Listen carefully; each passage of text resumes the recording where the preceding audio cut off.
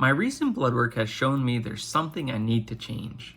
It's my dairy consumption. I'm 43, living in Thailand, and I'm actually testing out the foods that I eat and how it affects my digestion, my anxiety, and my energy.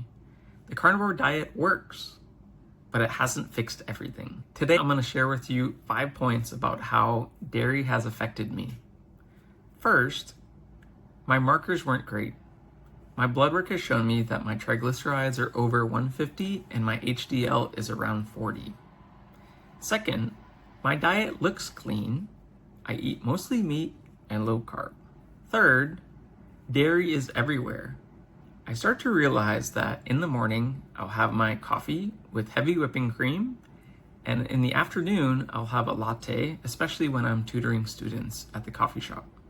Now, by itself, that's not a bad thing, but you start to realize that all these additional carbohydrates from the dairy, not necessarily the heavy whipping cream, but the lattes in the afternoon, really tend to keep my insulin high throughout the day. I've noticed this because I took some blood tests, and in the blood test, it showed that my fasting insulin is a bit higher than I would expect. Not really a problem for most or a red flag according to most doctors, but for me, who eats a low carbohydrate diet, I'm actually a little bit shocked.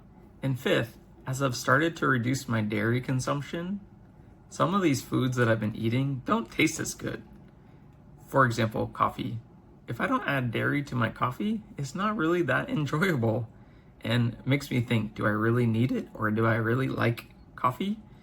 Now, an alternative to that has been for me to add electrolytes into a drink, maybe something that's flavored, and drink that, and maybe that will satisfy me. So I do have, starting in the past couple weeks, a new rule for me to drink the water with electrolytes first before going to a cup of coffee. And in the afternoons, for me to take the packets of electrolyte drink, and I'll buy water instead of buying a coffee, which I really don't need the caffeine in the afternoon anyways. So what to do next? Try to think about something that is a high frequency food that you eat and watch what happens when you change it or replace it with something better. Let me leave you with this. Is there a convenience food for you that you just eat out of habit or out of ritual, but you don't really need it?